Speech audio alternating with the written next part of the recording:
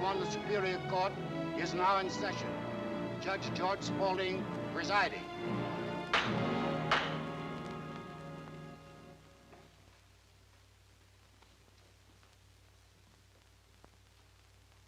Ladies and gentlemen of the jury, it is my duty to prosecute and your duty to convict or acquit these 7 defendants. These 7 people are on trial either for murder or being accomplices to the act of murder.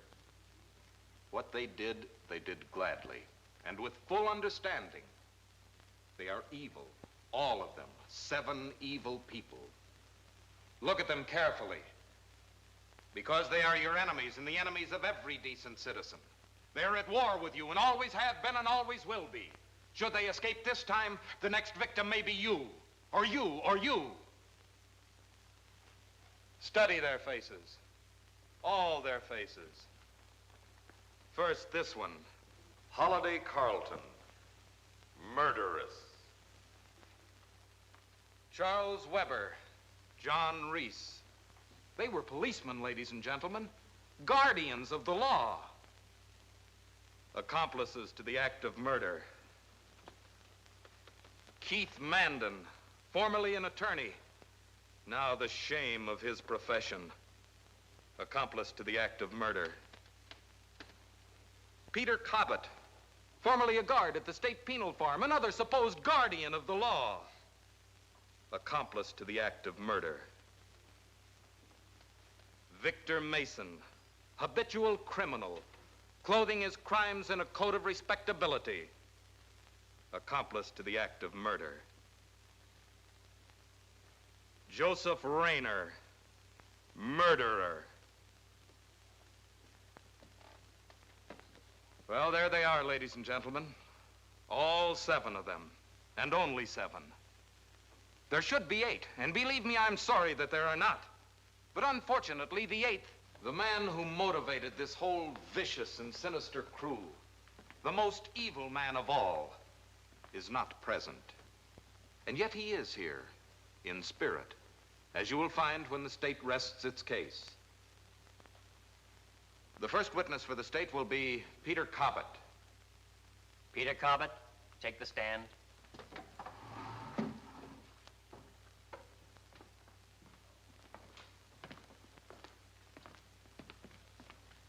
Raise your right hand. Do you solemnly swear to tell the truth, the whole truth, nothing but the truth, so help you God? I do. Take the stand.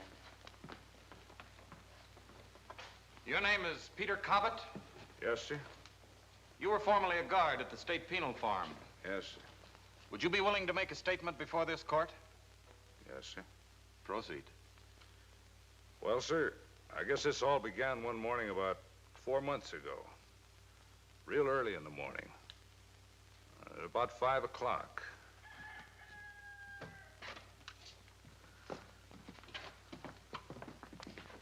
All right, kiddies, all right, let's go.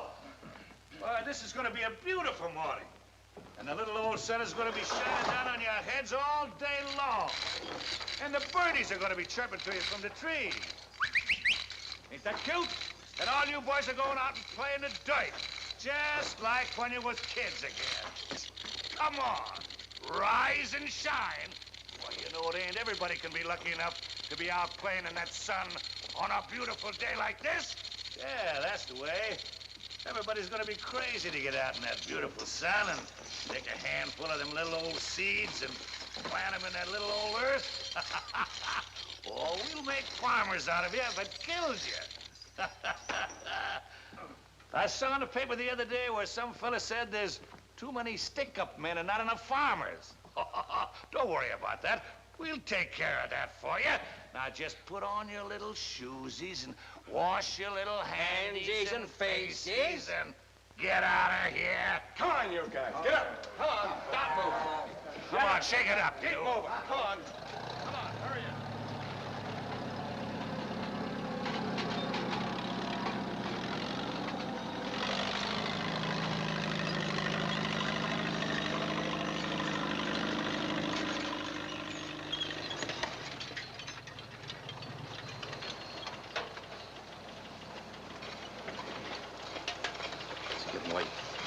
It's only about 7 o'clock. Relax. bus is gonna be by here pretty soon. All right. Anything to keep you quiet.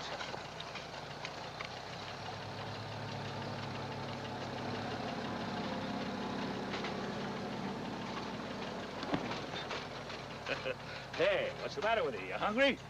You eating dirt? Boy, a man would think you didn't like the food you get around here. Well, I've got a fever. I'm burning up. Need a drink of water. Falling out. Second squad. Okay.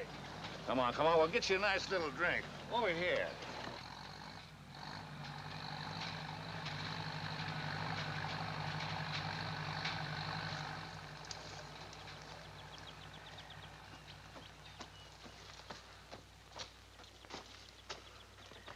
What's the matter with him? He's got a fever. He's burning up. Go ahead, go on down and get your drink. No, you don't get prisoners like we got 10 or 15 years ago. They were good and tough in those days. Fellow might as well be a guard in a female seminary for all the work you get now. Any tobacco? Sure. Help yourself. Right. Well, they're not very tough today.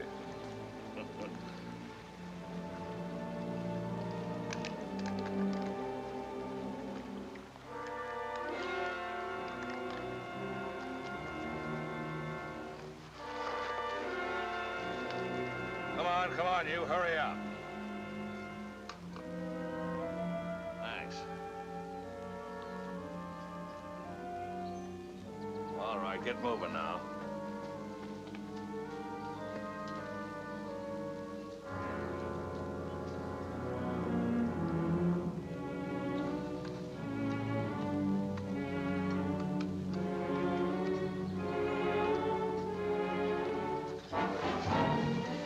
Sure that bus was gonna come while you were gone. Well, it didn't.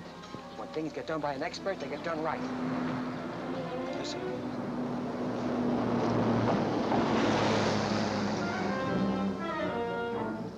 That's the bus, all right.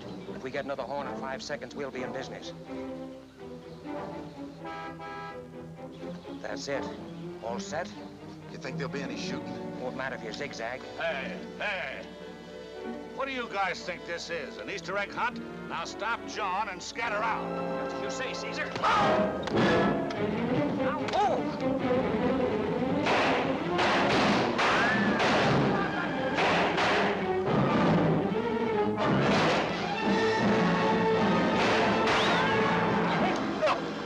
I can't.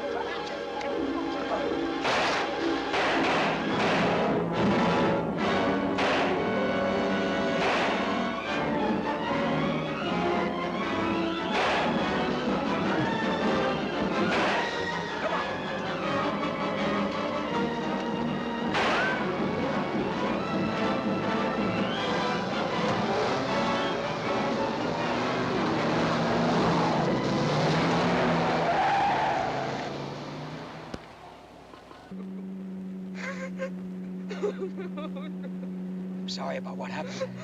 My brother, my only brother, and they killed him. You mean he's cold? Right through the head. It's too bad. Yeah, one of the guards got lucky.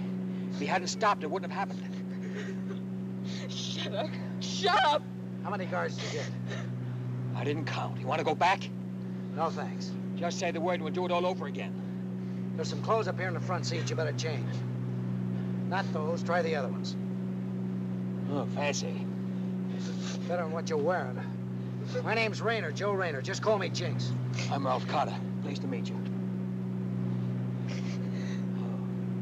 Even the air out here smells better. Oh, it's great to be alive.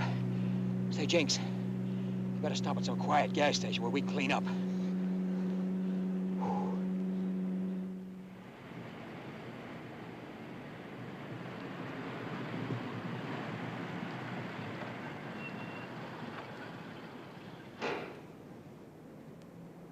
Right on time.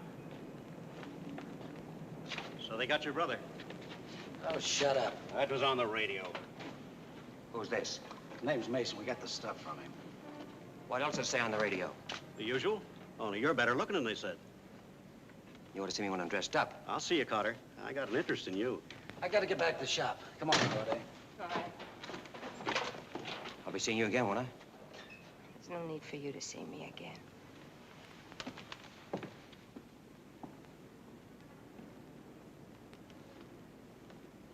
So what's this shop Jinx was talking about? Radio shop. He fixes radios. Oh, he's in the wrong business the way he can drive a car. Now, you made a crack a minute ago I didn't get. You said you had an interest in me. That's right.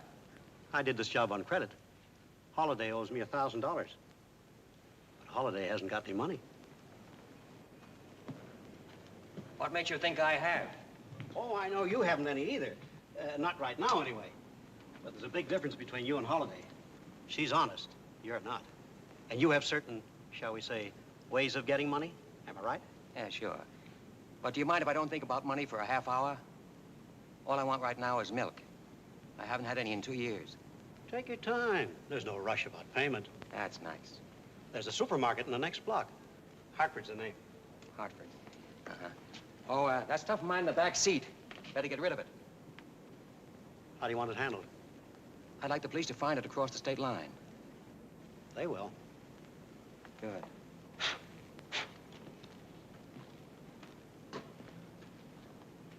Now, Mason, where does Holiday live?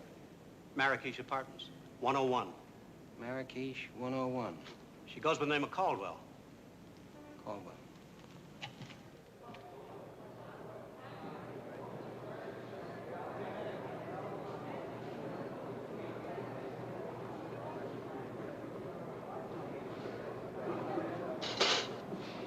Well, I'm glad you got here. So am I. My truck broke down and put me behind schedule a half an hour. Morning, Joe.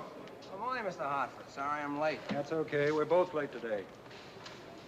What time do you usually get here, Joe? Oh, about 9:30 if the truck don't break down.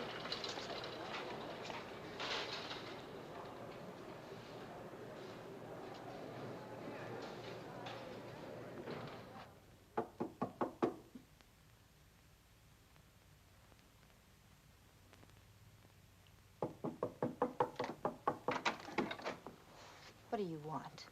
Lots of things. Well, you're not going to find them here. You'll be surprised what a man can find. Food, for instance. Will you please leave? Leave? Just got here.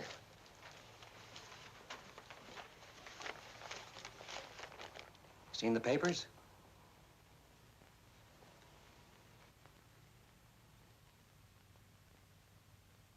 Yeah, I've seen the papers. And I don't want to talk about it. No, neither do I. As far as I'm concerned, it's all past and done with. Your brother wasn't killed. No, that's right. That's right. Oh, speaking of brothers, where was he going to live? I took a room for him here across the hall. Good. What do you mean, good? Well, since he won't be using it, I will. Oh, incidentally, Mason tells me you're an honest-to-goodness nice girl. I never did anything wrong before today.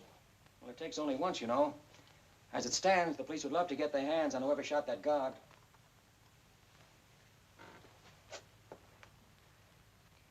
And now, would one fugitive from justice care to fix another fugitive from justice? A sandwich? Will you go if I do? Fix it and we'll see. Tell me, where can I get in touch with Jinx? Shop's in the phone book. Ace radio repair. Why?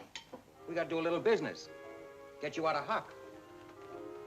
No, thanks. I wouldn't like the way you'd get the money. I'll pay it off myself when I can. No, it won't work out that way. You see, you owe Mason something. I owe you something. After all, you did get me off that prison farm. I like to pay my debts, too. You don't owe me anything. If I could have one wish in my life come true, I wish today had never happened. Fact remains, it has happened. You assisted in a prison break, which makes you just as much of a criminal as the people you helped. Now, you can keep that holier-than-thou attitude as long as you like. But right now, I would say there must be, 13,000 policemen in this state who would love to put you away for a long, long time. Now, I'd bear that in mind if I were you. And act accordingly. Now, what do you make of the stuff they're saying about your brother, that he was a mad dog killer? It's a lie. He wasn't. They never are. He was railroaded. They framed him. I suppose your brother never did anything wrong in his life. He was wild, yes. And he did a lot of silly things. But he never killed anybody. Well, maybe you're right. After all, he quit cold on me. He wouldn't have been hit if he hadn't stopped. Yeah? Maybe he was innocent. He certainly didn't act like a killer. Of course he was innocent. Nobody knew him any better than I did. Why do you think I tried to help him break out? I've never done anything wrong like that before in my life.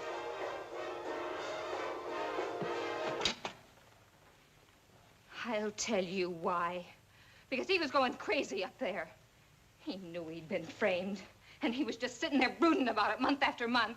If it had gone on much longer, he'd have ended up in an insane asylum. I couldn't stand to look into his face when I'd go up there and visit him. Don't you see, I had to try and help him break out, even if it meant that I went... All right. He was innocent. Innocent as a newborn babe. Go ahead, be jealous. Be jealous because you're a criminal and he wasn't. Jealous? Jealous of that popcorn thief? That yellow pup?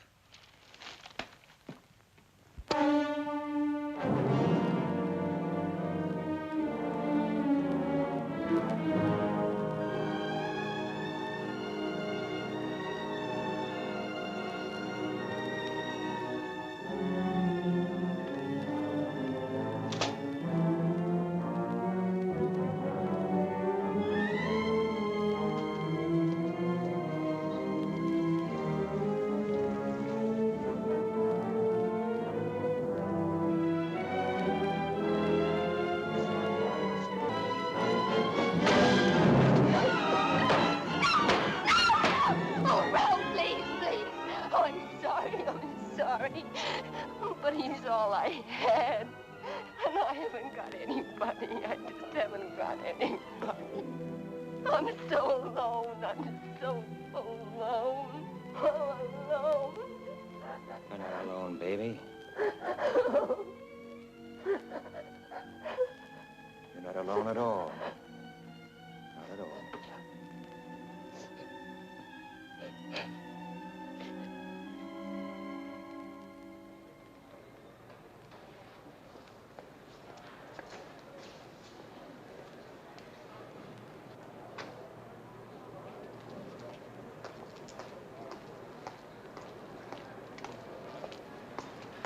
Everything's fine outside.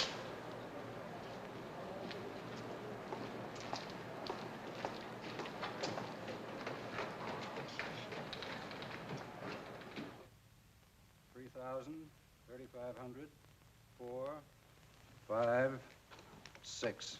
Get me another checkbook, Miss Staines. Miss Staines is going to be busy.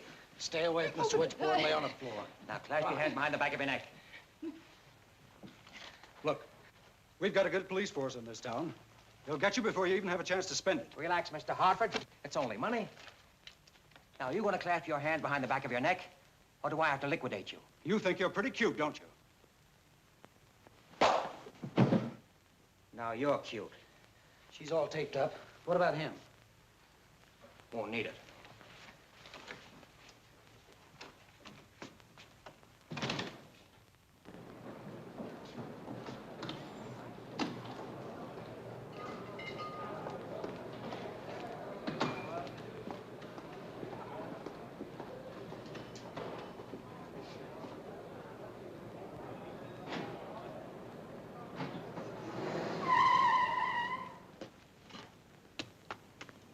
$6,142, not counting the checks.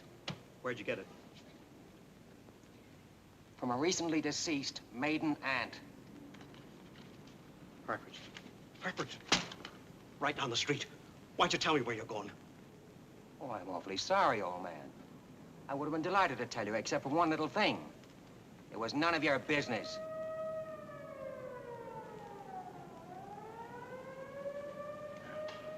Why'd you have to stick up a place in this neighborhood?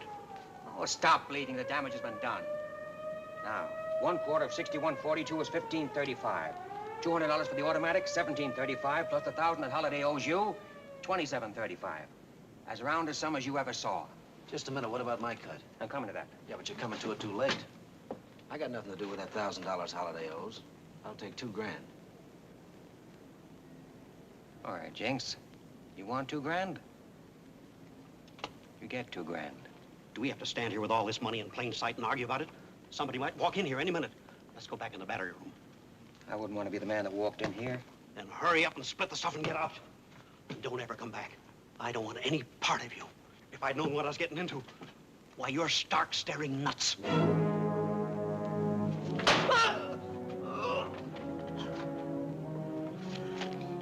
Don't you ever say that to me again, do you hear?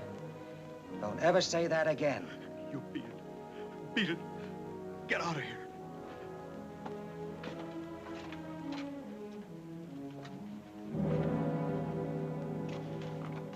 Oh, a trifling detail. I had a slug Hartford. Hit him a little hard. Very regrettable.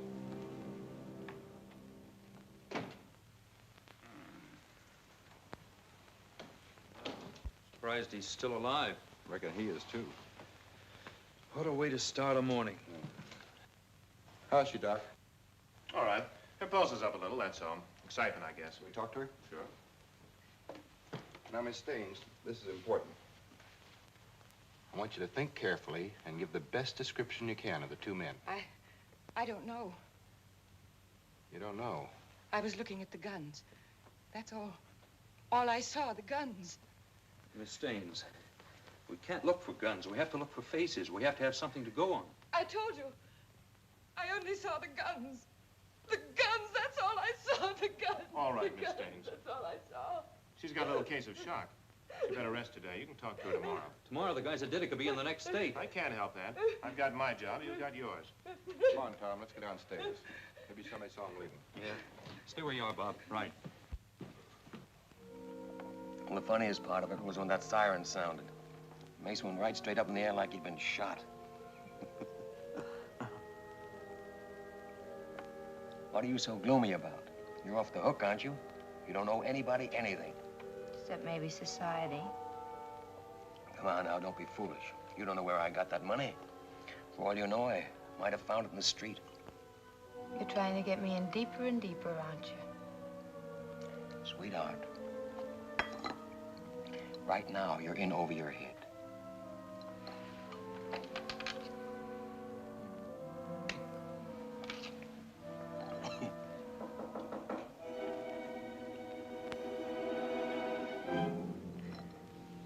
Stay here.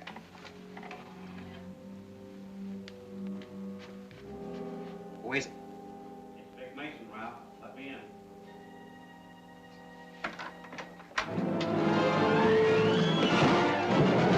Reece! What is this? We're police.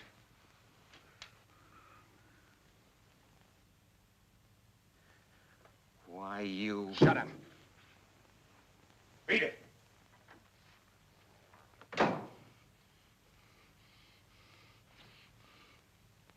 He's not one of my favorite people either. But I'll say one thing for him. He's got a heart as big as a Mack truck. You know what he did just before we come up here? He took all that money you paid him and put it right in the pot. I don't think Cotter here knows about the old lady. Is that a fact? You don't know about the old lady? Well, she's very, very sick. We're sending her to Arizona. But how far will Mason's money go? She needs doctors, nurses, place to live, and plenty to eat. Takes a lot of dough for that sort of thing. A lot of dough. 6,000 bucks.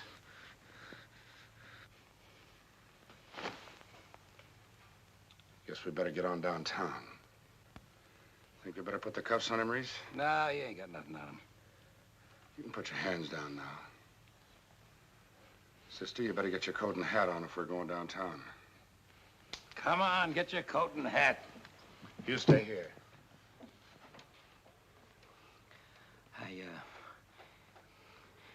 I'm awfully sorry about the old lady. She's got TB. Yeah, I know. She has to get to Arizona. Do you suppose I could toss something into the pot? I suppose it might be all right. How much did you have in mind? Oh, about 1,400. You got 6 grand. You want to put in 1,400? Well, that's all there is left. Mason got 2,700, and the other guy got 2 G's. There's almost 5 G's right there. And it was the first job we pulled here, and we were on our way through to Arizona. All right. Where's the dough? In my coat in the bedroom. I'll get it. Don't bother. Reece! Get this guy's coat out of there. Bring the dame, too. Come on, come on.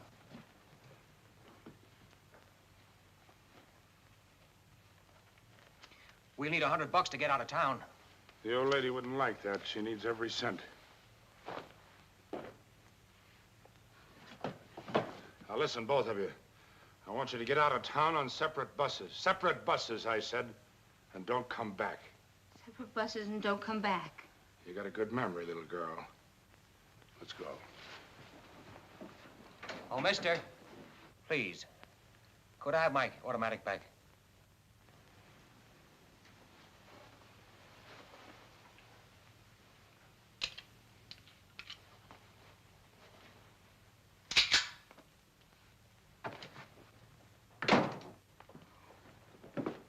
Well, there are at least 3 dishonest men in the world, so you see I am not unique. I wouldn't go through that again for $1 million. Oh, we got off lucky. Any cop that'll shake you down is a cop that'll kill you, and just for the fun of it, too. Don't ever forget that. And when you get rid of that revolver, I don't trust them. They're always empty when you need them most. An automatic is the only thing. Ralph, where are you going? I'll be back in an hour. Don't go near Mason. Please, darling, stay away from Mason. Wasn't even thinking about him. We're broke. We've got to get money to get out of town. No, Ralph, no. It's taking too much of a chance. You've done too much already. Your luck won't hold. Better hold. Darling, listen to me. I've lost my brother, all I had. But now I got you, and I don't want to lose you, too. I've got a little money saved, enough to get us out of the city, out of the state, even. We could start all over. You could get a job. How much have you got? About $20. Be back in an hour. It's Jinx.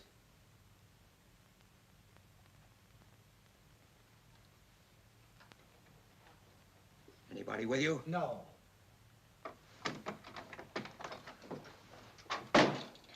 You don't have to say a word. I know exactly how you feel. They cleaned us, too. Well, they didn't clean me. I went out the back door of the shop and I saw him coming in. Well, you can trust the inspector. But they took everything you got. Inspector? That shakedown artist was an inspector? Yes, Inspector Weber. Well, cut yourself a piece of cake, Inspector. Cut yourself 2 pieces of cake. Do you mean to tell me you've still got the money? Yeah, sure. I got $2 grand right in my pocket. Oh, that's wonderful. Then we can all get started in some new city. Wait a minute. Let's not be hasty. I have an idea we can do some business with the inspector. Might be able to fix this.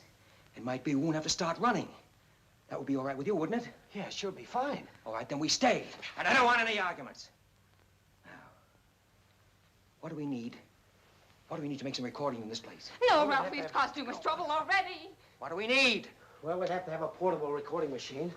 We use that photograph for the playback. We'll have to have some 10-inch acetates, some cutting needles, and a microphone with about 20 or 30 feet of cable. All right, get 'em. Get 'em, and give me your $2 grand. Give me your $2 grand. I might as well have given it to Weber. Oh, no. Weber would have spent it foolishly.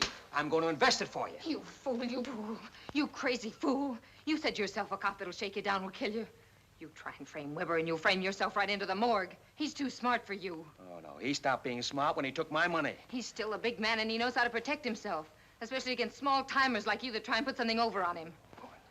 Go get the stuff and start setting it up. I'll meet you back here. And, darling, by this time tomorrow, the word small-timer will have walked right out of your vocabulary. If we're still alive.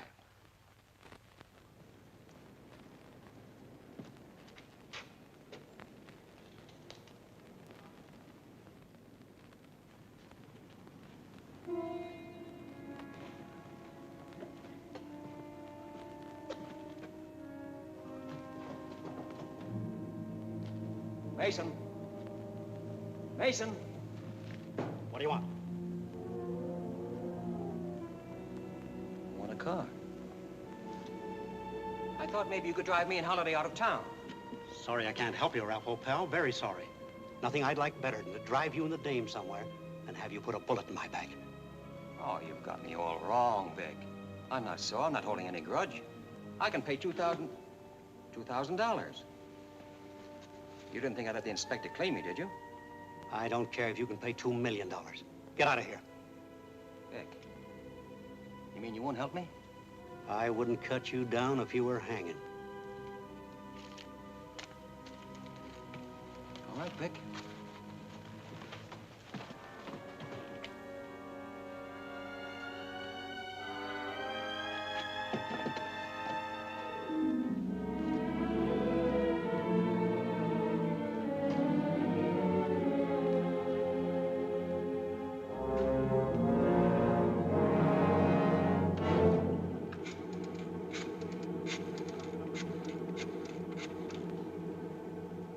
Hello? Let me speak to Inspector Weber. Vic Mason. Hello, Inspector. Ralph Cotter was just in here. He offered me $2,000 to let him have a car.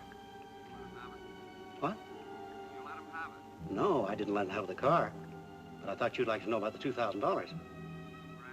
Yeah, that's right, Inspector. All right, thanks. Okay, goodbye.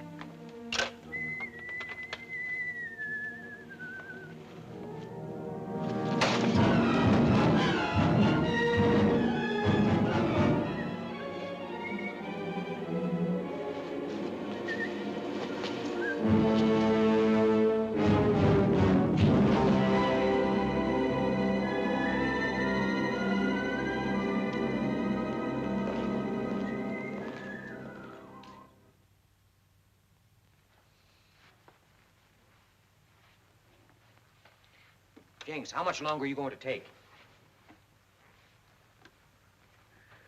Hurry up, hurry up. It's getting close. What's the matter? Big Brain starting to worry?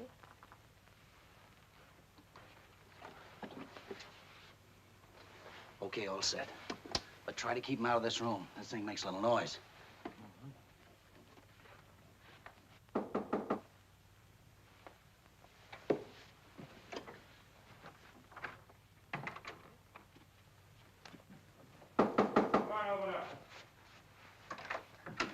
Oh, Inspector. Still here, huh? Well, I thought you'd be on your way by this time. Well, we're trying to get away, sir. Trying to locate a car. There's 2 or 3 buses leave here for Arizona every day. I guess you don't appreciate when a guy's good to you, huh? I gave you 1 break. Maybe I made a mistake. I wanted him to leave, Inspector, but he said we didn't have enough money. Yeah, that was the trouble, sir. There's no money. You know, you took all we had, and I had to get in touch with that friend of mine who helped me pull the Hartford job, and he let me have a few hundred. Yeah, quite a few. It added up to $2 grand. Well, I see I can't keep any secrets from you, sir. Here it is, 2,000 cash. How much of this will you let us keep? Only 100, sir? Oh, look, Inspector, we're going to Arizona, all right, but I was just wondering. This friend of mine who helped me pull the market job told me about a payroll that was a pushover. A very big payroll. Enough for all of us. How big a payroll? Oh, 25 or 30 grand. I don't trust you. Well, there's no reason why you should, but if anything goes wrong, you know, you can always use that old stall about having been tipped off and grabbing us red-handed and all that. You're an inspector. You can get away with that.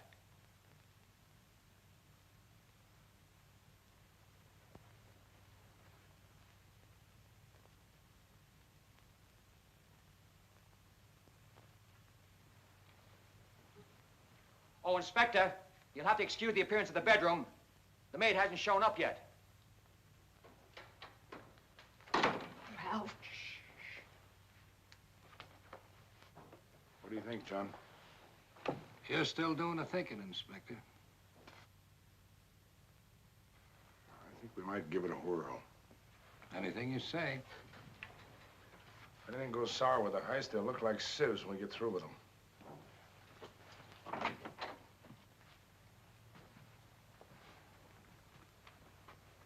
Where is this payroll job? I don't know. My friend knows. Where's your friend now? Well, that I don't know either. But I think I know where I can get in touch with him. Do you think you can raise him by 3 o'clock tomorrow afternoon? Oh, yes, I'm sure of that. Well, after you've located him, call me at headquarters. If I'm not in, just say Mr. Baker called. I'll know what that means. Mr. Baker. All right, Inspector Weber. Mr. Baker. I'll remember.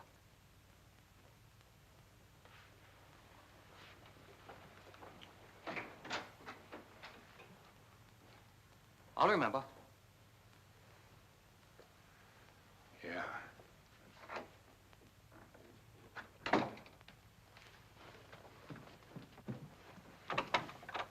Did you get it? Yeah, I got it. And a slight case of heart failure. Let's hear it.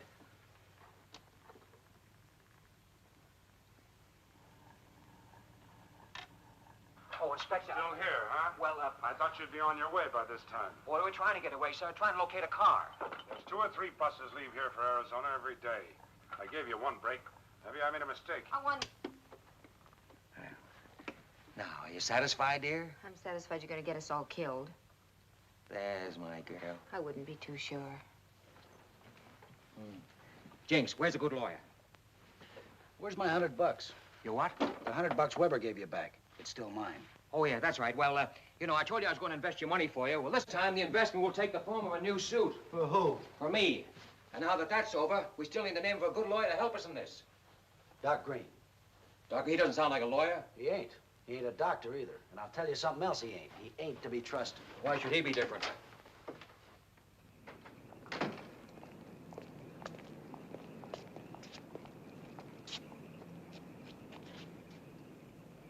Dr. Darius Green, Philosophic Guide. Organon Aristotle, Novum Organum Bacon, Tertium Organum Ouspensky. The key to cosmic consciousness, the spatial understanding of time. Do not be lost in the labyrinth of confused thought.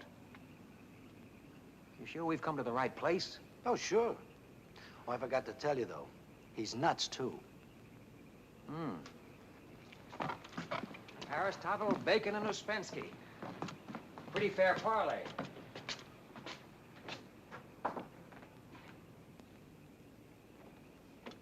All that tends to purify and elevate the mind will assist you in this attainment and facilitate the approach and the recurrence of these happy intervals. There are then different roads by which this end may be reached.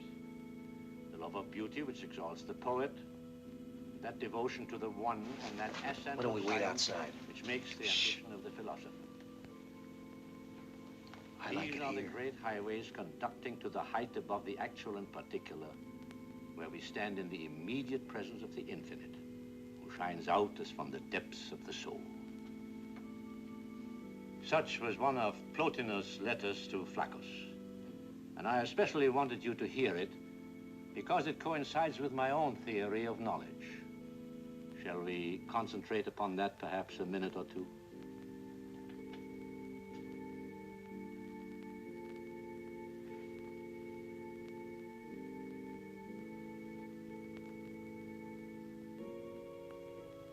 My friends, there is some new literature which Miss Dobson will distribute as you leave.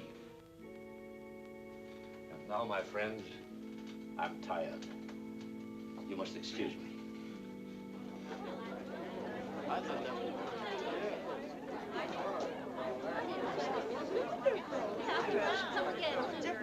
Yes.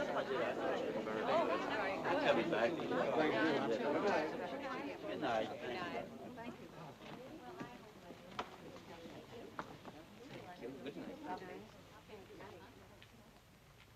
We're going to have trouble with that one. Good night. Good night. May I speak to Dr. Green for a moment, please? Oh, Dr. Green never gives personal interviews after a reading. He's usually much too tired. Well, unfortunately, this matter can't wait. It's much too vital. If it weren't, I wouldn't think of disturbing it. Yeah, he knows me. Just tell him. I'm sure it'll be all right. May I have your names, please? My name is Paul Murphy, and this is Joseph Raynor. I'll tell Dr. Green. Thank you so much.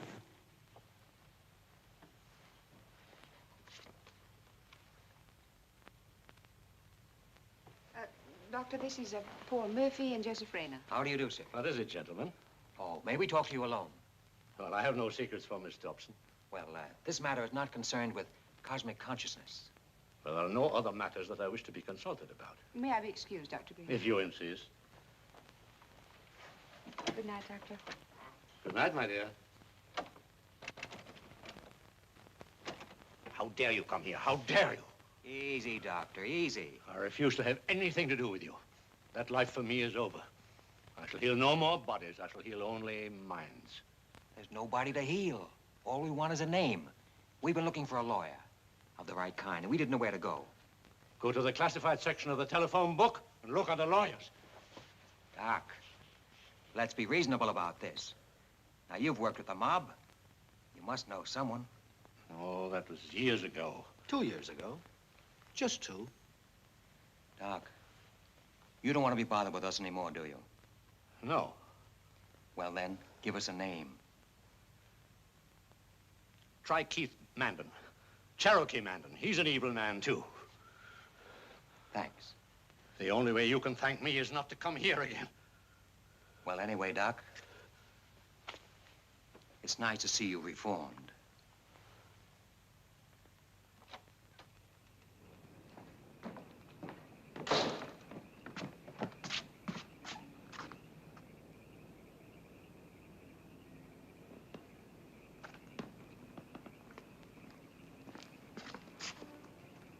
Dr. Dobson, I presume? Mr. Murphy, was your interview satisfactory? Oh, very. Now that I presume once, may I presume again? In what way? Well, we are badly in need of a phone booth. And we seem to be out of the range of phone booths, and I wonder if you would drop us at a drugstore. I'm afraid I don't know you, Mr. Murphy. Well, forget Miss Dobson. I don't know you either. Get in.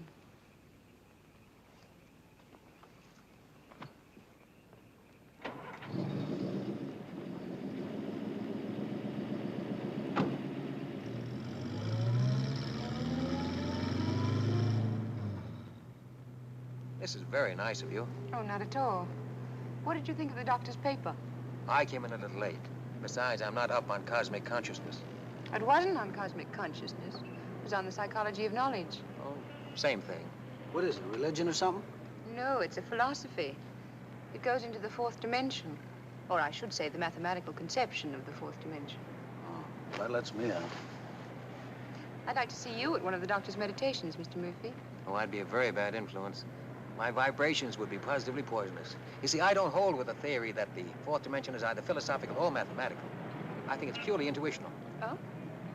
I don't mean to start an argument or sound pretentious, but that's the way I feel about it. I never heard that before. Well, something we should go into sometime, among other things. Hey, there's a drugstore. Well, there'll be others. Well, we don't want to impose. Thank you very much. This will be fine. Your name is Keith Mandon? Yes. You formerly practiced law in this state. I've not yet been disbarred. Quite so. But I'm sure that such will be the case in the near future. Objection. Sustained. The prosecutor will please remember that a prisoner is innocent until proven guilty. Such insinuations are singularly out of place. Yes, Your Honor. Mr. Mandon, will you tell us in your own words your connection with these people? It was coercion. I beg your pardon? I said coercion. Will you tell us what you mean by coercion? Certainly. I was sitting at home one night, relaxing after a very hard day. Even the prosecution will bear me out that a lawyer's lot, like the policeman's, is not a very happy one. Well, anyway, the doorbell rang, and as my houseboy was busy in the kitchen preparing coffee, I answered it myself. Mr. Mandon? What do you want? I want to talk to you, sir. Oh, this is where I live, not where I work. See me at my office. Oh, please, Mr. Mandon. It may be too late then. This is very urgent, very important. Important to you too, sir. Huh? Come in.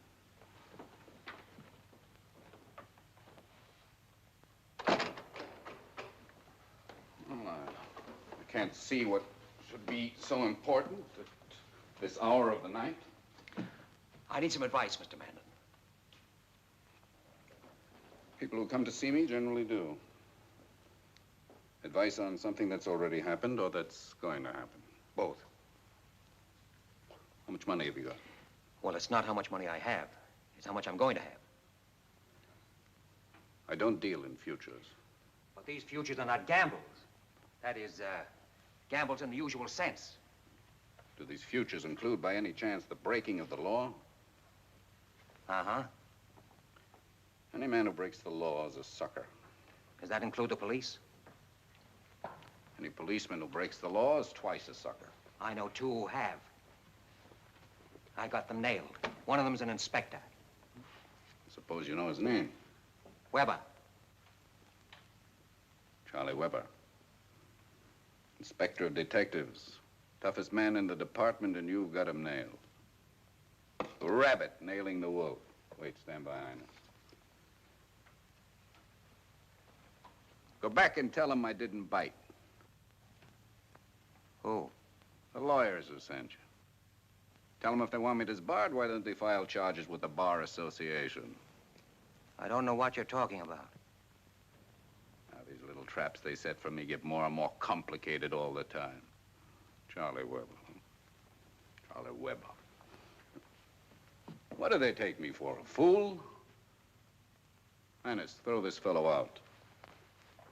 Tell him to get out. Yeah, put that gun away. Tell him to get out. All right, Highness, leave the room. Now, put it away. After you decide to go with me, I've got something to show you, and I'm going to see to it that it's shown. Who told you about me? Doc Green. What Doc Green? You know what, Doc Green. Highness! Highness! Get my clothes, Highness. I'm going out. Oh, yes, I'm sure of that. After you've located him, call me at headquarters. If I'm not in, just say Mr. Baker called. I'll know what that means. Mr. Baker.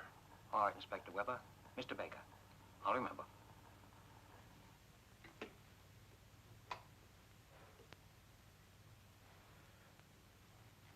Are you convinced? Yeah, I'm convinced, but, I don't know what to say. All I want from you is a yes or no. Have I got him, and do you or don't you want in on this? Oh, you got him all right, but, he's a big man, a very tough man. The slightest mistake, you'll never know what hit you. Answer the question. Are you in or out? Suppose we go in the living room, sit down, get acquainted. There's a lot of things I want to find out about you people before Webber drops around tomorrow. Mr. Manden, what do you think? Oh, he's got something, all right.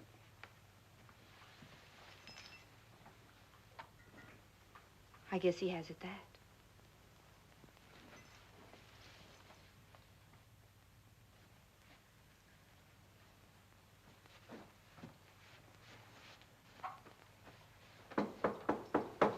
All set?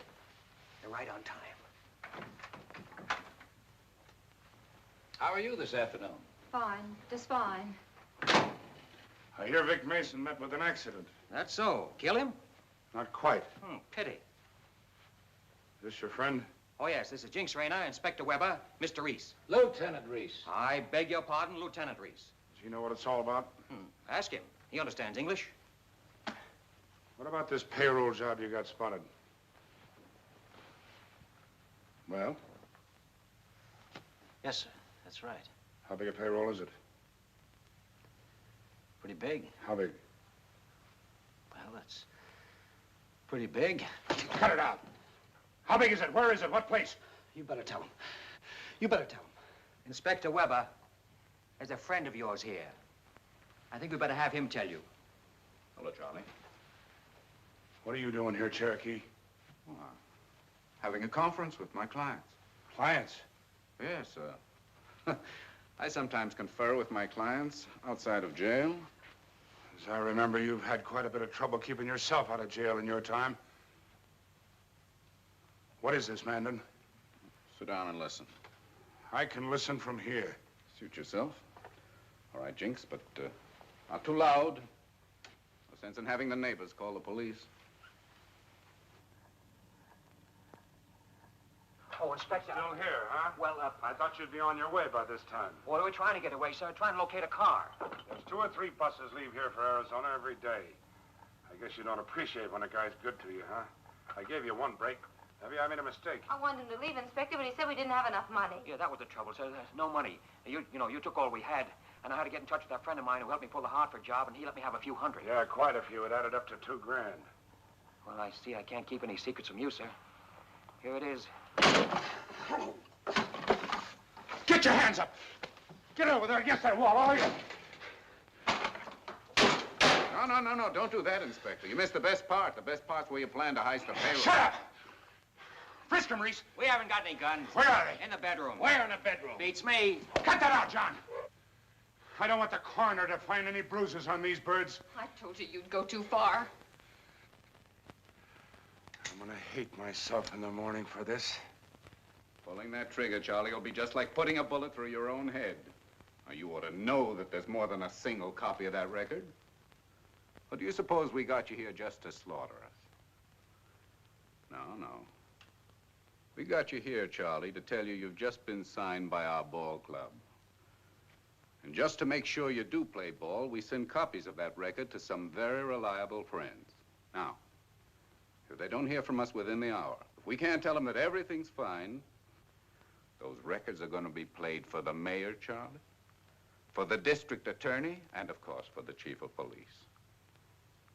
Why don't you stop being childish when all we want from you is a little cooperation?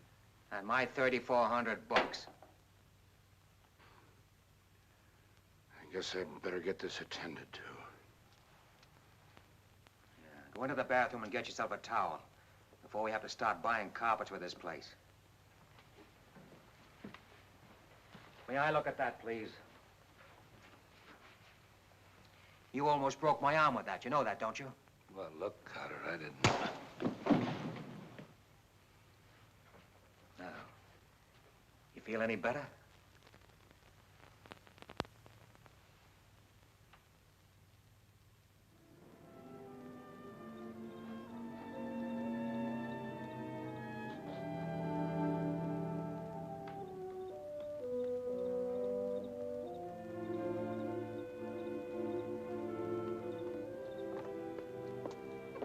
Well, hello.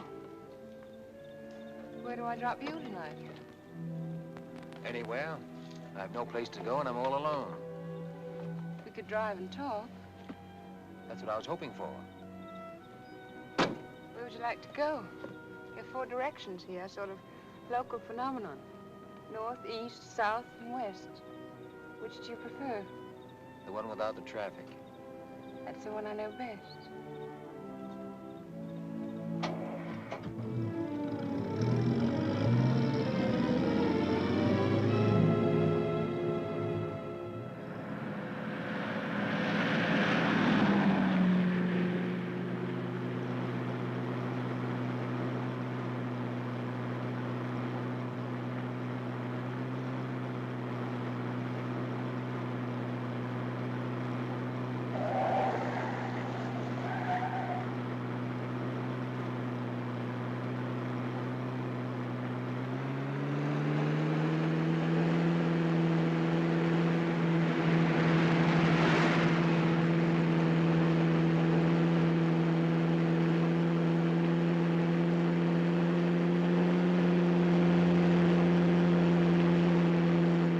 Don't you take it out of second?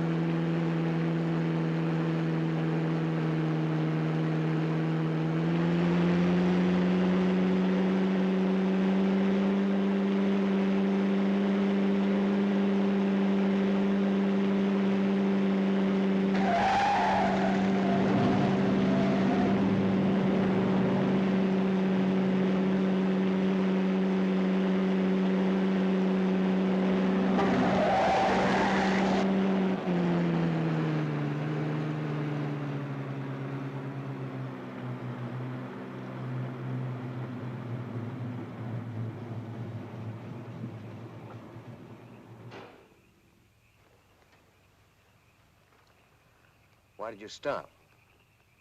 So I could light a cigarette and to let you drive if you want to. I don't want to drive. What are you trying to prove? Prove? I'm not trying to prove anything. What are you afraid of? Now, really, what am I afraid of? Well, what scared you?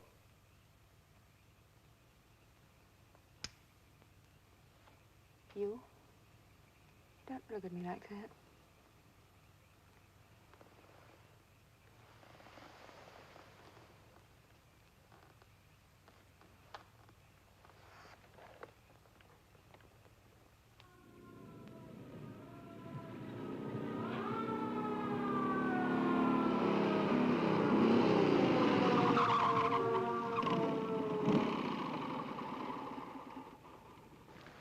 Well, I'm glad you finally decided to stop. You're lucky you're in one piece. Let's see your driver's license. Is your name Margaret Dobson? What does it say on the license? Now, listen, Miss Dobson. You were traveling pretty fast back there. Suppose you'd blown a front tire. You'd been spread all over the road. And we don't want Ezra Dobson's daughter killed on our beat, do we, Damon? No, we certainly don't. He's too nice a man. Just take it easy from here on in, will you, Miss Dobson? Yes, certainly. Say, haven't I seen your face somewhere before? Maybe at the policeman's ball. Yeah, maybe. Maybe so. Well, good night, sir. Good night.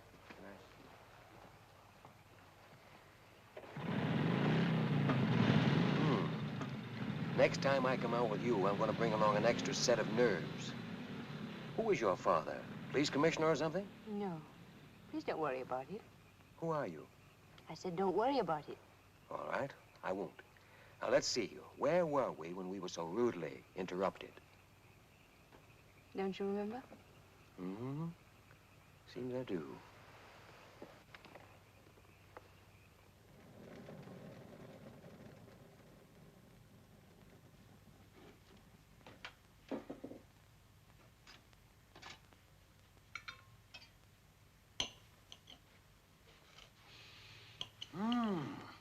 Coffee. Perfume. Did you have a good time last night? Yeah, I went to a movie. First movie I'd seen in 3 years. Some movie. I hear she has a foreign car. See? Foreign car? What are you talking about? Woman you and Jinx met the other night. Hasn't she got a foreign car? I don't know what kind of car she has. I don't even know her name or where she lives. Wouldn't know how to find her even if I wanted to. Finding her shouldn't be difficult for a bright boy like you. Not for a mastermind like you. Well, well, you finally made that discovery. Took you a little while, but you finally made it. That's fine. Would you like some coffee? Would you like some coffee? Love it. I like mine in a cup. No cream? How about some sugar? Oh. No cigar.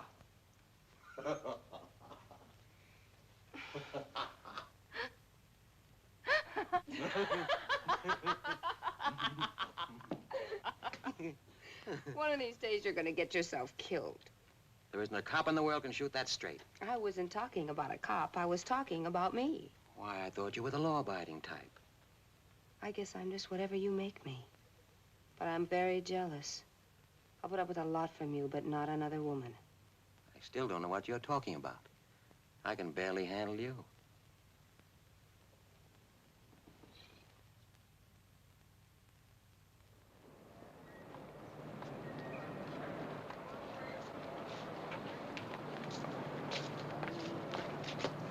Well, what do you think of it?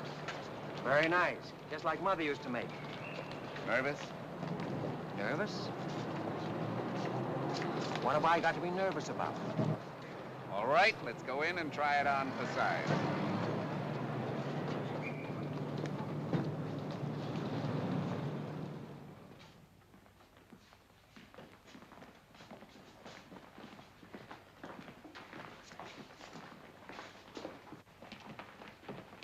Incidentally, Paul, what happened to that other copy of the record?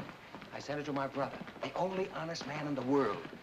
Didn't know you had a brother. Lots of things about me you don't know, Cherokee. For instance, Ralph Cotter is not my real name. What is your real name? If you knew, you would die. Well, we wouldn't want that to happen, would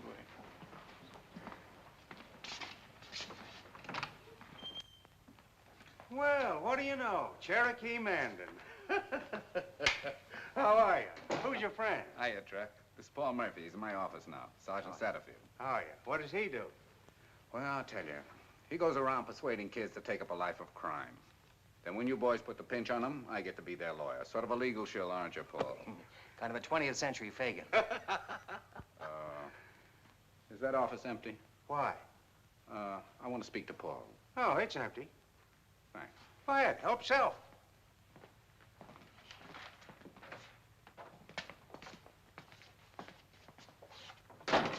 Give it to me. What? This. You must be crazy bringing a heater into this lion's den. What if one of these coppers should Well, spot I'd rather go around without my ears than go around without that. Take it easy. I'll get your permit to carry it. Oh, just like that. Just like that. You ever kill anybody with this? No. Not yet.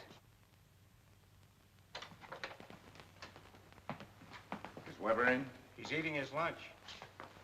Tell him we're here with his dessert.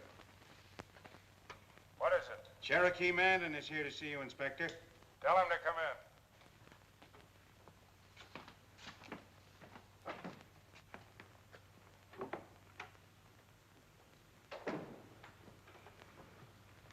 What do you want? The card come?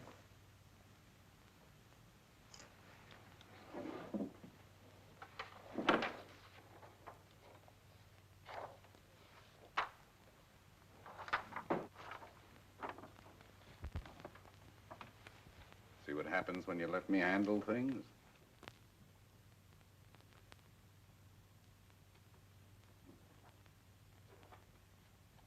Cherokee, you are a wizard. I take my hat off to you. How'd you ever get it here? Paul, I took the liberty of suggesting to Inspector Weber here that we forget all about that $3,400 you mentioned and that he get you this card instead. Now, shall we conclude the ritual?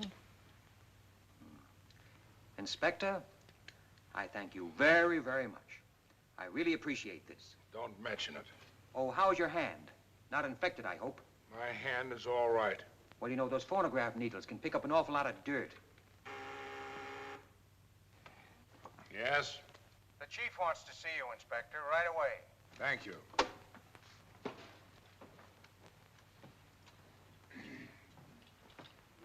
I hope you'll be gone when I get back.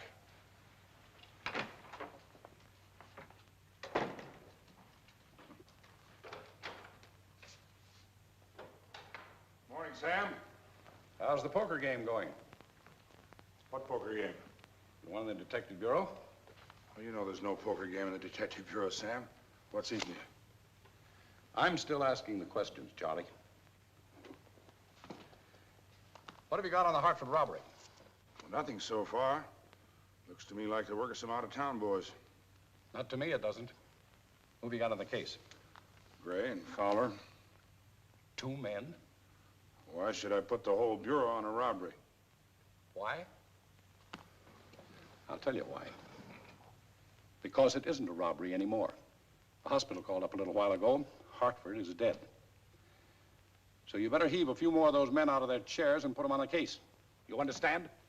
I understand. Well, then understand this, too. I'm giving you 48 hours to clear up this case, and if it isn't solved by the end of that time, I'm getting myself another boy. And I don't expect you to spend your time watching the clock and counting up to 48. Clear? Clear. That's all, then. Get out.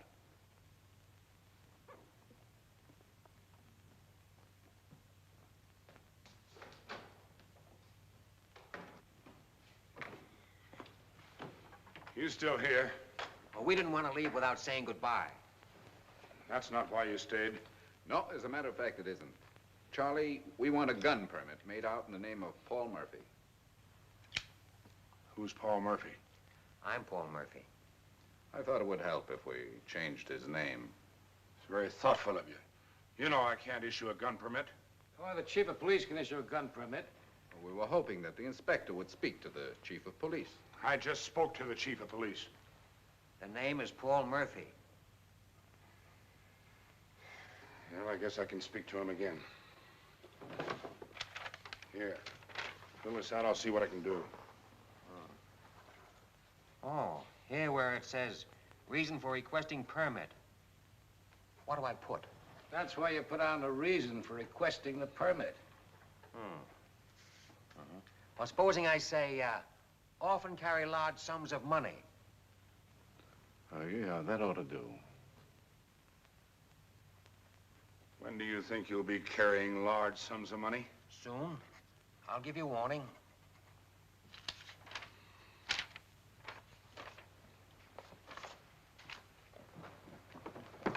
Listen here, Manden. I want you to keep this guy from fooling with anything federal. Banks and things like that will bring in government agents before you can bat an eye. Don't worry. I'm talking to you, Manden. Yes, yes. The minute you pick out something, you let me know before you make a move. And I might as well tell you, Cotter. Murphy. All right, Murphy. The chief just gave me 48 hours to get you, dead or alive. Preferably dead. Well, Thank the chief for me. Tell him I'm sorry to have taken up his time. Goodbye, Charlie.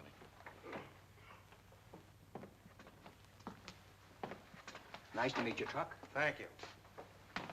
Bye, Chuck. Goodbye.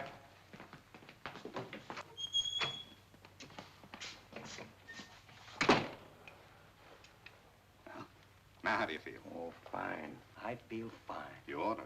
You've just been born again. That makes it official. You know, every time somebody gets born, they slap him on the back. Cherokee, I salute you as the one who has proven himself worthy to share my frenetic genius. From now on, you shall manage all my affairs as you deem fit and proper. You should have been a lawyer. Why? I have a lawyer. And now, can that lawyer tell me what Ezra Dobson's title is? Oh, he has many titles. Ex-mayor, ex-governor, ex-U.S. senator. No, that isn't what I mean. I mean, what's his title now? Right now, he's president of Watco Steel, worth $30 million as the crow flies. Is that what you want to know? That is exactly what I wanted to know. Why? Oh, he has a very, very lovely daughter. And that will be all of that. She's poison. Come here. The one man who can ruin every plan we've made is Dobson. He's the most powerful figure of the entire state. If you get mixed up with her, you're bound to get mixed up with him, and that we can't afford. Believe me, Paul, the day Dobson walks into this picture, I walk out. Now, the future looks awfully good. We're getting things pretty well set up now. Don't tear them down before they're built.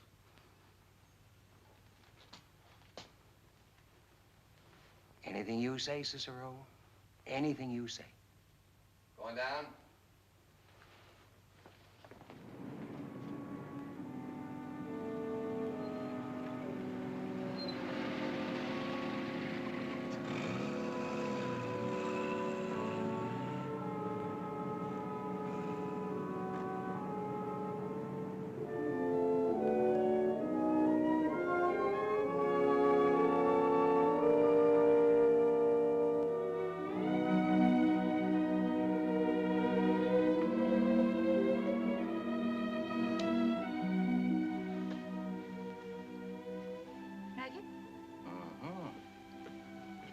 Chief Charm is his convenience. It's close in. Actually, I live on Willow Creek Drive. Yes, I know. I saw it on your car registration. Nice, nice, very nice. Miss Dobson, your father called. Thank you, Julia. Is there ice in the bar? Yes, Miss Dobson. He said, would you please call him as soon as you came in? Very well, Julia. That'll be all for tonight. Yes, Miss Dobson. Would you like a drink? Yes, your Julia said there's ice in the bar. Let's find it. Yes. Let's find it. After you kiss me.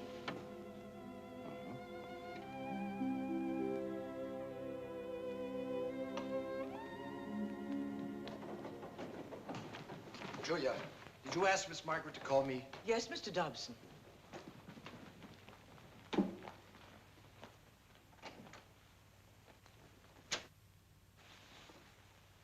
So this is the reason you didn't call me.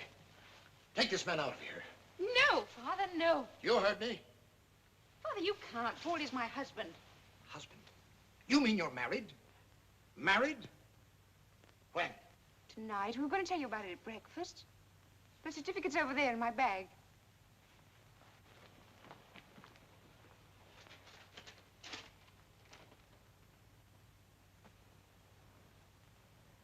Now, will you please ask your private police force to leave? All right, boys. Really, Father, you make things so awkward sometimes. I'm sure Paul must be wondering what kind of family he's married into. It was impulsive and insane, but nothing you can do will change anything. Who else knows about this? The clerk and the justice who married us. Did they know who you were? I don't know. I don't think so. Do you know who he is? Well, he's my husband. That's not what I mean. Who is he? Where does he come from? Well, he'll tell you himself. I want to hear it from you. I don't know. He hasn't lived here very long. But I have an idea he won't live here much longer. But I do know that I love him, and that's all that matters to me. What do you know about love? Have you ever been in love before? Or have you reached the point where any Tom, Dick, and Harry with a glib tongue can have you fainting in 5 minutes? Father. You even went across the state line to do it. Why? Because in this state, you have to wait 3 days. No, no. That's not the reason. The reason is you were afraid someone at City Hall would have tipped the papers off that you'd taken out a license. And you knew that when I heard about it, I'd have cracked down on you like a ton of bricks. Young man, I've brought my daughter up as well as any girl in this country. And I'm not going to permit her to be swept off her feet by any ragged stranger. Right now, I don't know anything about you. But believe me, within 24 hours, I will. Everything. Father, this is very embarrassing to Paul. Couldn't we talk about it in the morning? Yes, we most certainly will talk about it in the morning. As a matter of fact, I insist on it. And we'll talk about an annulment, too. In the meantime, will you do me the small favor of not saying anything about this until after we have talked? Yes, Father. I never thought I'd have a fool for a daughter. I guess I didn't handle that very well. What do you mean? He was mad. Any two-headed child could see that. No, you don't understand. Usually when I talk to him like that, he gives in. This time, I'm afraid he won't. He'll cool out by morning. No. No, he won't. I saw his face. Well, Margaret, here's something your father doesn't know. I want you. You're all I've ever wanted, and I'm not going to give you up. You won't let him force you. I don't force easily. You don't know Father. Suppose I refuse to have the marriage annulled. What'll he do then? He could make you wish you never saw the city. He could make you wish you'd never been born. I've seen him do it before to others, in politics, in business, in everything. Well, we'll face that when we come to it. Now, you go on and get yourself some sleep, hmm?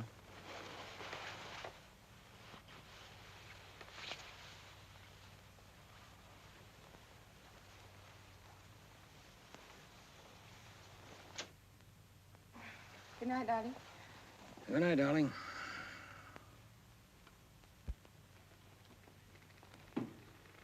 Now, this merely states that from now and hereafter, you renounce all claims on the estates of Ezra and Margaret Dobson. Would you like me to read it? No.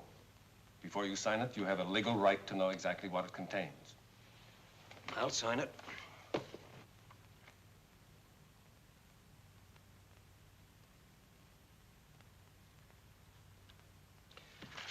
Is that all I have to sign? Yes.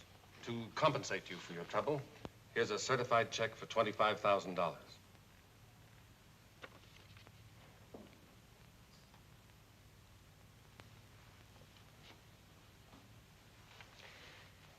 I don't want that money, Mr. Dobson.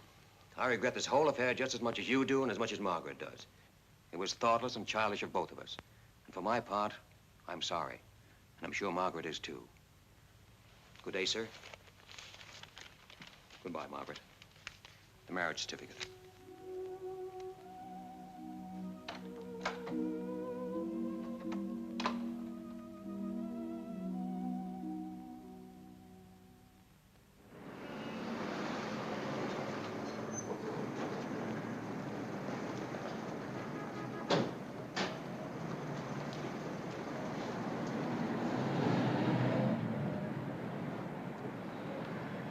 The seventh stop. Yeah. 7 little satchels, all getting filled with money. What's your guess on how much money? Plenty. Rome will take a bet on any track in the country.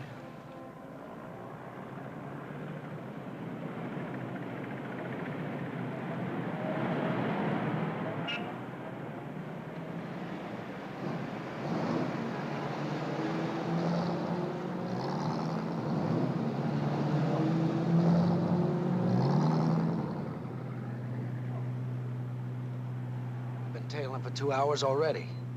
Keep this up much longer, they're essentially get wise to us. Oh, they've been doing this so long, they've gotten fat, cocky, and careless. We couldn't tip them off if we sat in the roof of their car. Yeah, Roma's got the bookie business cornered. There's probably $25,000 or more in those satchels.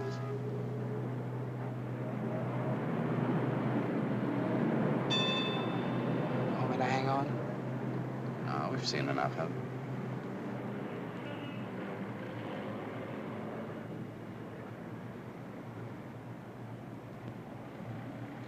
There's our gimmick. Why don't we use it? You mean you're gonna steal a squad car? Let's go see Weber.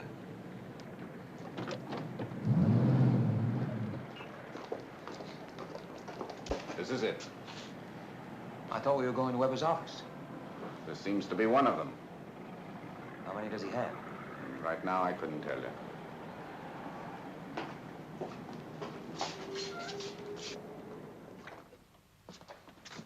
Charlie? I hope this didn't put you out too much. No, you didn't put us out. Sit down. Sit down, Jinx. Now, Cherokee, what is this big idea of yours that you can't tell me about on the telephone? Before telling you, Charlie, I want you to know that we haven't gone off half-cocked on this. It's dangerous, but we can handle it. If the inspector will cooperate. What is it, a heist? Yeah. Who? Romer's collectors. Romer's collectors? What made you pick them? They carry a lot of money. Well, look, you try anything like that and you're going to get this whole town shot up. You might just as well forget about it right now. There will not be any shooting as such. I guarantee it. How are you going to do it? Hypnotize them? With your help, yes. What kind of help? Policeman's uniform. Oh, this is a very funny boy. Yeah, he's a comic. Listen here, Cherokee. This may come as a surprise to you, but I've got a deal with Romer. What's going to happen when his collectors tell him they've been stuck up by cops? Who do you think he's going to come to? Why, he won't be satisfied till I put every cop on the force in to show up for him. There may be some excuse for this guy not using his head. But there's no excuse for you not using yours. Inspector, his collectors won't be around to tell him anything. 3 guys disappearing all of a sudden must leave some kind of an echo. An echo is not evidence. They will just disappear. And Romer will think they've blown with his dough. Would you mind telling me where you plan to stash 3 bodies and a car? We'll find a place. Say, I know of an abandoned quarry out on the old Holt Turnpike. It's full of water and 100 Shut feet up! deep. Thanks, Lieutenant. Look, I know what Romer's daily take is. He pays me off on a basis of it. It's 20 grand, and 3 men for 20 grand is a little bit too much. As long as you're going to prorate this, don't leave out the car they'll be in. That has to disappear, too. And a shiny new car is worth more than all the 3 mugs put together. What kind of a job do you think we came up here to tell you about? A neighborhood drugstore, a gas station, or snatching some old woman's purse? Well, that's more in your line. A swell-headed hood talking about or killing people and everything else. Swell-headed hood, am I? That was where you made your original mistake thinking that. That's how you got caught in the ringer. What do Romer's men mean to me?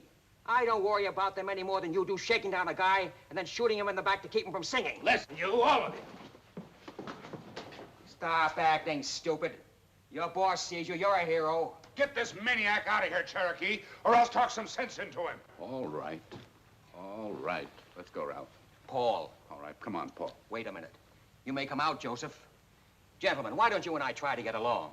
Hating my guts shouldn't make you act like this. It'll do for the time being. Well, be that as it may, let's talk sense. I don't want to jeopardize your deal with Romer, Inspector, believe me. But this job is proposed on the basis of a complete and perfect disappearance. And all we want from you is a policeman's uniform. And for that, you get 1/3 of the take.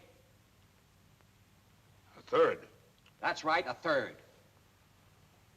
Somebody will find them sometime. They'll find something. Charlie, if there were the slightest chance of that happening, we wouldn't pull it.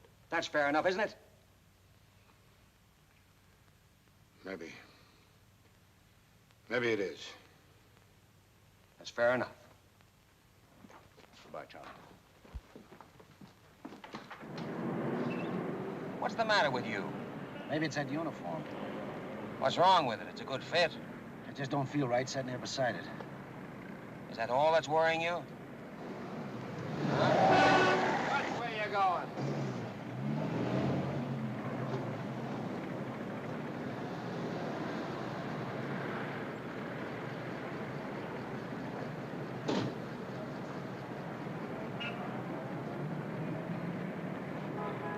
You gonna be all right? I don't have to like what I'm doing. Oh, so that's it. No, you don't have to like it, but you better do it. Remember, stick close behind us.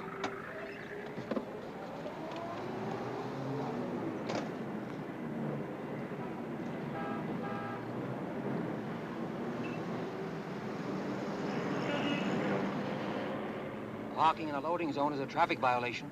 So what? Where's your driver's license? I don't have any. Oh, that's also a violation. What's your name? What do you want? This man's name. I'm going to write him a ticket. On your way, copper. What's the beef? parking and loading zone and no driver's license. We work for Romer, fella. Well, I'm new on the force, and I don't know who Romer is, but wouldn't make any difference if I did. You like your job, fella? You want to keep it? Then blow. Let's go, Rushy. Hold it. Why, listen, you. Sid, don't start anything about a parking ticket. You know where headquarters is? We know. That's where we're going. Go ahead, Rushy.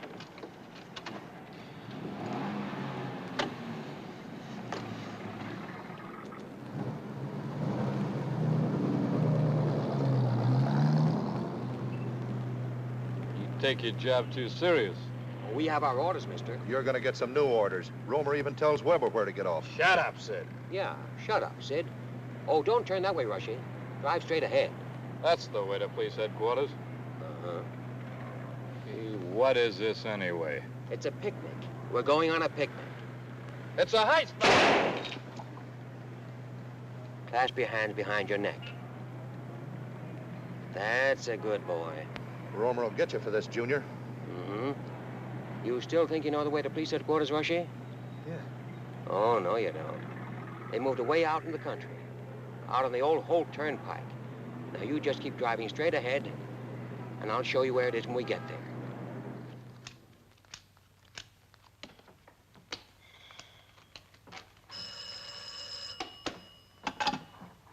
Cooperative borrowers. This is your meal ticket, Weber, remember? Oh, hello, Romer. How are things? You still getting rich? Well, I was until today. My collectors haven't showed yet. What? They've disappeared. When? Well, they were due at 3 o'clock. Well, how many were there? 3. 3? Yeah, and you better get out and find them quick, here. Oh, take it easy, Romer. Maybe they just went across the street for a short beer or something. I don't care what they stepped out for. You find them, understand? Well, look, Romer, that's not my job. Well, it is now. And if you know what's good for you, you'll jump. Or you won't have any job at all or anything else. What are you getting so at me for? I haven't got him in my hip pocket. Have you looked lately? No, Romer. Well, get looking. All right. Now. All right, Romer. Why don't you tell him what happened to his collectors? Maybe I will. Now, who's the comic? Here's your cut. 17 grand. You mean a third of the take is 17 grand? To be exact, 17,101. I divided it up on the drive back. Altogether, $51,303. And that bird's been paying us off on the basis of 20 grand a day. Yeah. That's what I always say. You can't trust crooks. Well, don't think it hasn't been charming, Jack. Hey, wait a minute. All kidding aside, now, what am I going to tell this guy? Oh, don't worry. I will take care of Romer. Any business that pays $50,000 a day is a very good business to be in. So if Romer should drop dead some afternoon... Come, Joseph. Take that bag over to Holiday and divide it 3 ways, and drop me off at Manden's with this one. Inspector, as I said, I will take care of Romer. And he'll take care of us, too, if we don't do something to stop him. If I ever saw a crazy man, he's it. I tell you, he'll have us all on the end of a rope one of these days. Remember, just 5 minutes. Mason? Mason, we've got the car. What car? Car that was used in the Hartford job. We found it in your garage, Mason. Looks like we've got you. I didn't have anything to do with it. Hartford's dead, Mason. You're the only one we've got. You can burn. So you better not try to cover up for anyone. Sure, Vic. Just tell us who did it. Cotter. Ralph Cotter. Where's he live? I don't know. See, Holiday Carleton. She goes by the name of Caldwell. Marrakesh Apartments. She knows. See, Doc, it didn't even take 5 minutes. Just a minute. What did you do after you left Weber's office? Just what he told me to. I went back to Holiday's place and counted the money. But I was sick. Sick? Yeah, for what I'd done. I'd never done anything like that before. And I began to think this Cotter was cuckoo. I wanted out. I felt like a man on the top floor of a house that's on fire. You run for a window to jump out, and there's no ladder. If you jump, you get killed. If you stay where you are, you get killed. That's how it was. And, after you counted the money, then what happened? We were scared. Me and Holiday. Do you know how it feels to be scared?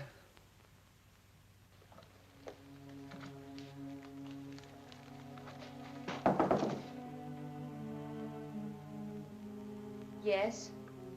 Oh. What's that? Champagne. The traditional victory drink.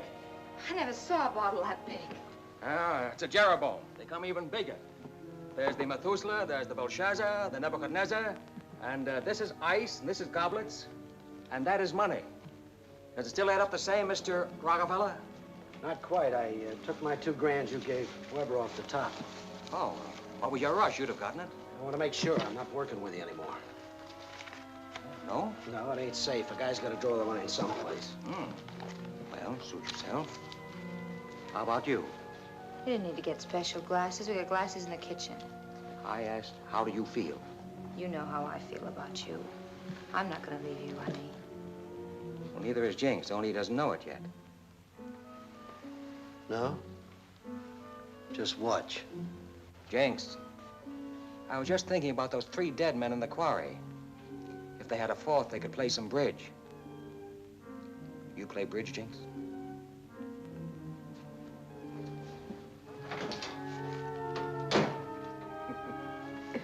Now let's get down to business. Enough champagne. Ralph, Jinx is afraid. I'm afraid, not for myself, honey, but for you. If you don't stop, something will happen to you. Of course something will happen to me, and to you too. Tell me, do you like sables? I just like you. Only like? More than like. But alive, darling, alive.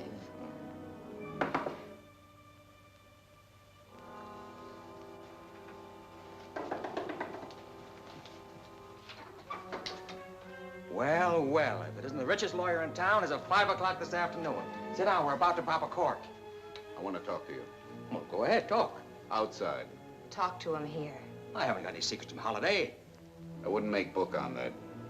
Outside. Well.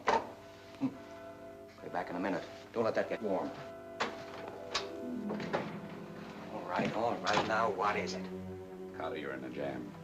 A 14-carat solid gold jam. And if you'll keep your vanity off the sidewalk for a minute, I'll be glad to tell you why. All right, but make it fast. I've got a girl and a Jeroboam of champagne waiting. Another girl and her father just paid me a visit. The name is Dobson. Oh, is that all? I thought something went wrong with the heist this afternoon. No, this is 10,000 times worse.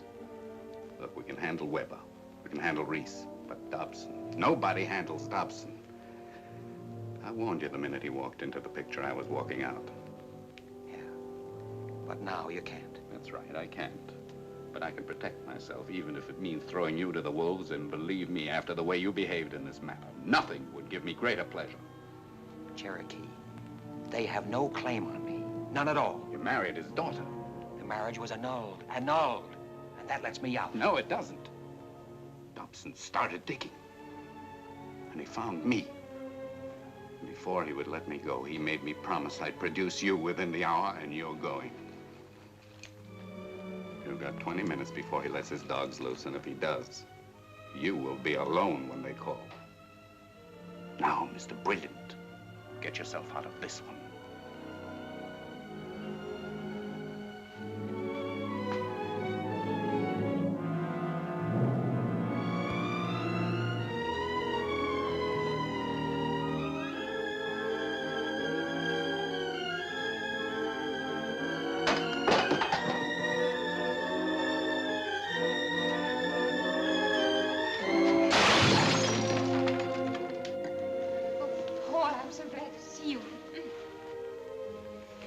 Rushing, would you tell Father that Mr. Murphy's in the tap room with me? Darling, I was nearly frantic. Don't ever vanish like that again. I didn't vanish. I was around. Yes, but not around me. I can't tell you how much I missed you. You wouldn't believe me if I told you. But I'm being a bad hostess. What would you like? Nothing. Nothing? Are you sure? I'm very sure. Paul, is there some reason for all this mystery? Dr. Green didn't want to tell me about Manden, and then Manden didn't want to tell me about you. You found me. But at what a price? I thought you'd left town. That's one thing you can be sure of. I won't leave town.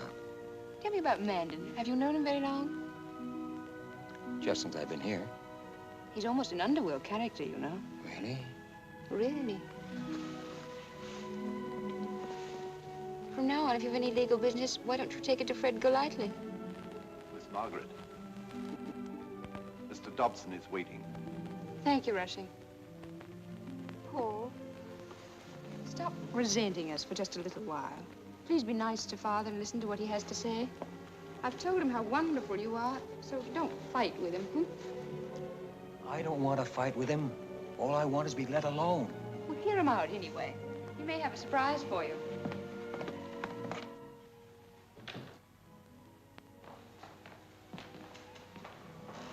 Well, we meet again.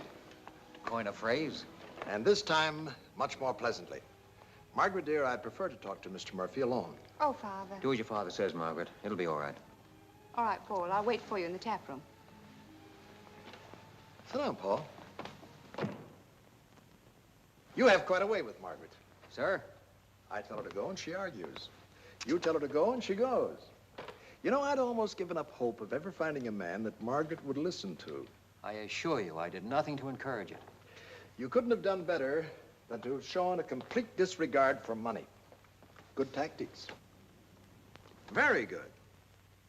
Obvious tactics to use on the daughter of a man as rich as you are. Unfortunately, I don't seem to be able to convince you that you have nothing I want. Now, look here, Paul. All the men Margaret's had anything to do with wanted only the responsibility of her money, not the responsibility of the woman. That made them subservient. And you can't do that with Margaret. The minute she dominates you, you're through. She's got to have a man she respects. She's young. She'll find one. She has. You. But you don't know anything about me. I'm a total stranger to you. I might be a thief. I might be a convict. I might even be a murderer. Paul, if you are any of those things, I'll find it out eventually.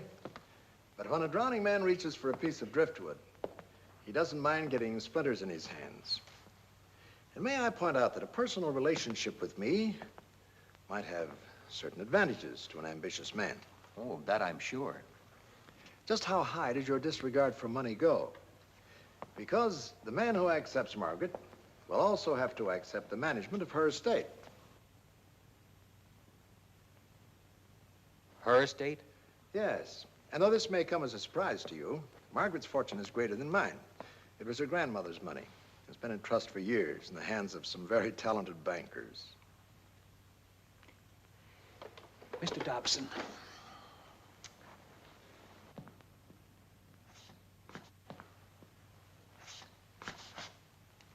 All I want is to be let alone. And there's another thing. When I found out how Margaret felt about you, I thought I'd better hold this up. It's the annulment petition. You're still married, you see. Think it over and let me know tomorrow. Good night, Paul. Good night, sir.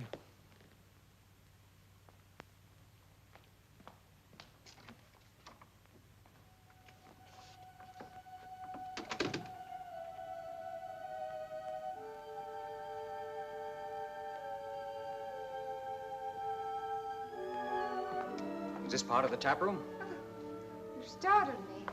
What did Father say? He, made me a proposition. And you accepted, hmm? He gave me till tomorrow morning to make up my mind. What will you tell him tomorrow when you've made up your mind?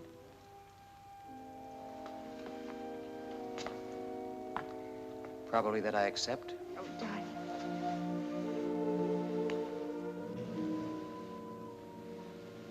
pistol, isn't it? Yes, that's a pistol. Why are you carrying it?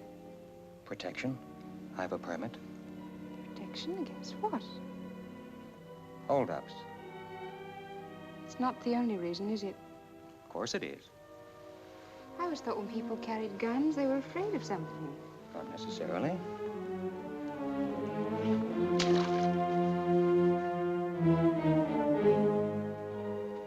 You shouldn't have done that. Why? You've nothing to be afraid of anymore. Paul, let's get away from here. Let's get in the car and drive and just keep on going. For a week, a month, a year, as long as we like. You mean right now? This minute.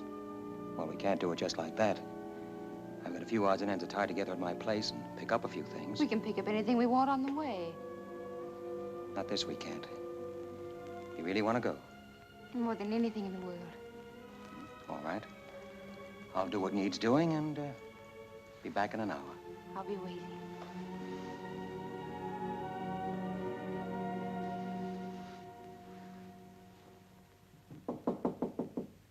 Yeah? Paul.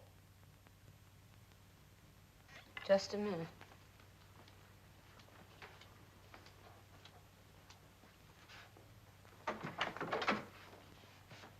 So you came back? Yes, I came back to get my money. I'm leaving. Where's the money? Are you? Are you leaving? Yes, where's the money? You and your rich girl? And which direction are you going? I'm going in all directions, and I'm taking my money with me. While you're at it, take this with you.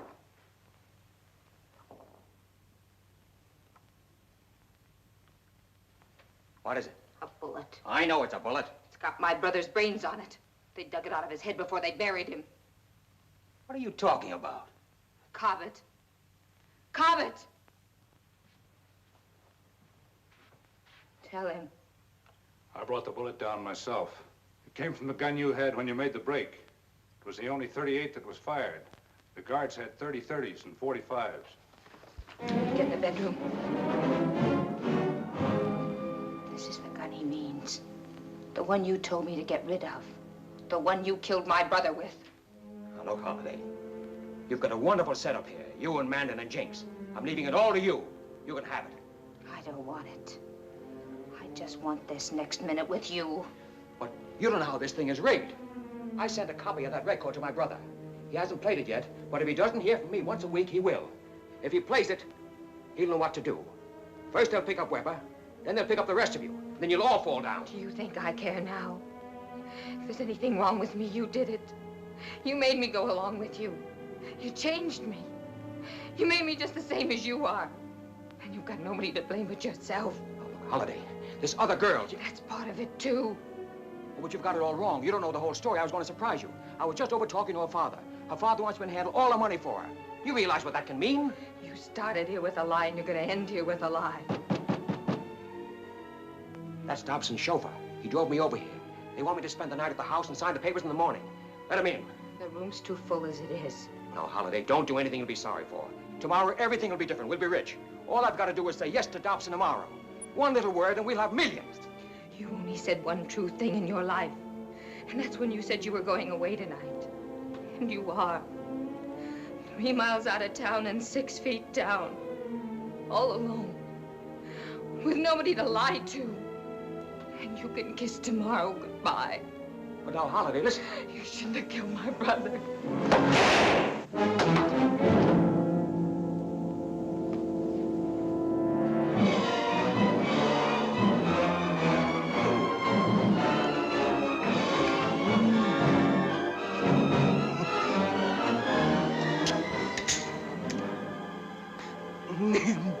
I told you not to trust a revolver.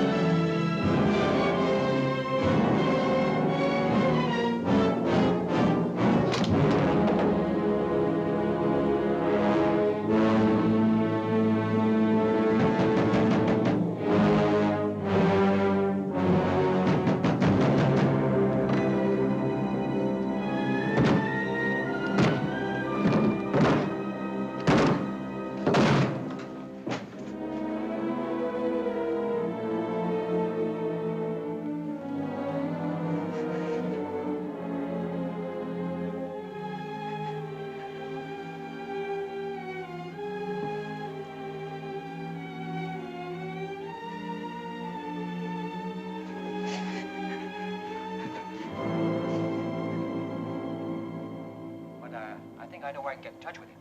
Think you can raise him by 3 o'clock tomorrow afternoon? Oh, yes, I'm sure of that. After you've located him, call me at headquarters. If I'm not in, just say Mr. Baker called. I'll know what that means. Mr. Baker. All right, Inspector Weber. Mr. Baker. I'll remember. I'll remember. I'll remember. I'll remember. I'll remember.